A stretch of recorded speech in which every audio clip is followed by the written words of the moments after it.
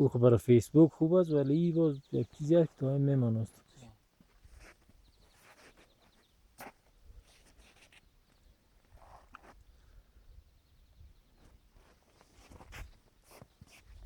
به به عجب رنگی داری آسمان با خدا. یک نفر دیگه هم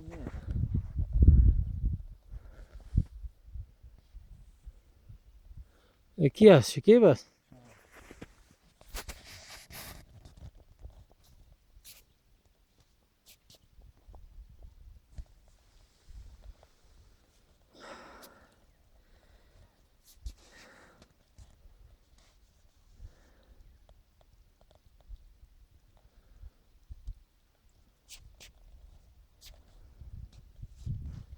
اینی دیگه آخری ارتفاعات یکو است. اونو.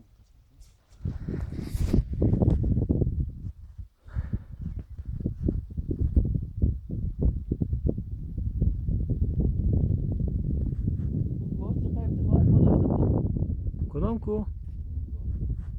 روبروی؟ آه. احتمالا ما که فکر میکنیم شاید هم موازی به ما باشن نه؟ یک کمی بلند معلوم میشه.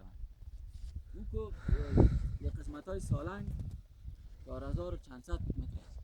خب همه پیشتر 3200 گفتم دروغ گفته باشم. 4000 هم در قسمت سالنگ چون چیز افغان بیسیم که آنتنای خود زده بود باز نوشته کرده بود چند 4000 چند صد متر. خب مرتفع ترین آنتن دنیا. آنتن دنیا. این به فیلم ورزشی است.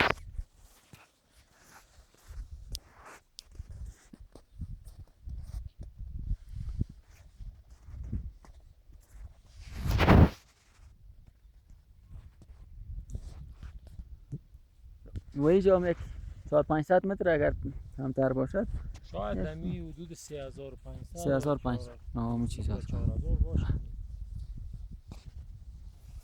این کوهی بسیار خشرت داره. نهایت اونجا مثلا بالا شدن که خیلی سخت است. صخره‌های قسم میریزند. یکی چی است بسیار مستحکم نیست. نه بله. سست است بنیادش. شکل و فرم ساختار شد.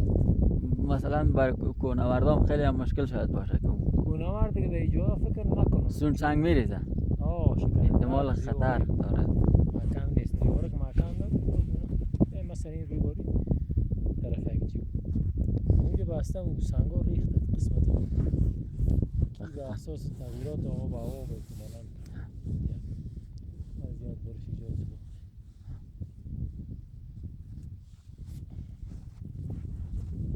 کی هم رسید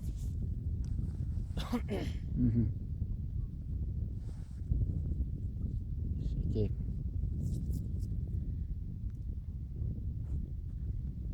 بایست تو ما بگیرم ایره ویکتور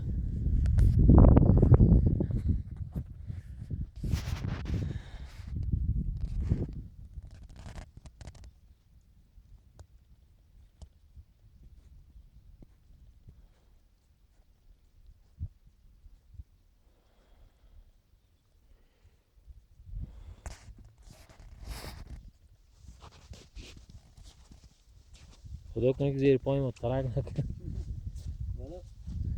احتمال زیاد داره. اون یخ زدن یخ امشبه است دیگه.